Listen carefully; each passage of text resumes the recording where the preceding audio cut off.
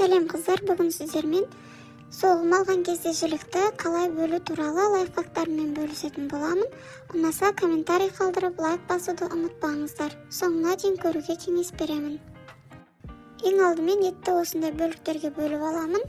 Бір бөлігімен фарш жасаймын, бір бөлігін морозильникте сақтаймын. Фарш жасайтын бөлікті бөлек алып қоямын. Бір тамаққа арналған еттерді бөліктерге бөліп алып, пищевой пленкамен орап шығамын.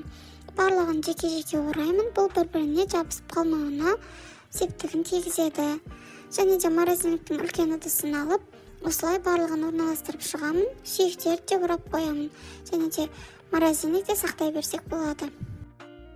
Келесі бір бөлігін алып, етті осамын, яғни жұқа етіп етті осып шығамыз. Осу деген осылай тілімдер жасап шығамыз. Бұл тұздың жақсы сіңуі үшін. Белгілі бір бөлігін алып тұздап қоямын. Бұл жылқының етін асып жегенде өте дәмді болады. Тұзы сіңген етті асып жесеңіздер, бешбармақтың дәмі кіре түседі.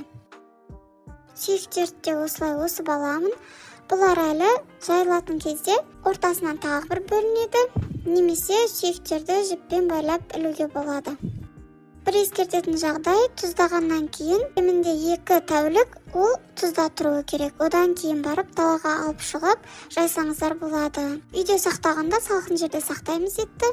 Тағы бір бөлігін алып, одан қазы жасаймын, оны бөлек тұздап зірелеп аламын.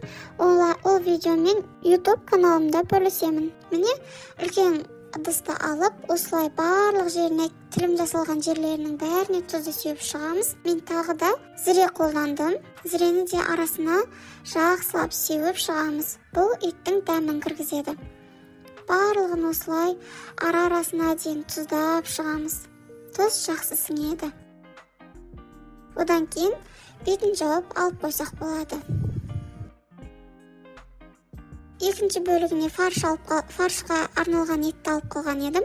Содан фарш шығардым және оны осылай бір ыдысқа алып тегістеп сақтап қоямын. Міне мен етті осылай жайғастырамын. Сіздерге ұнаса қуаныштымын.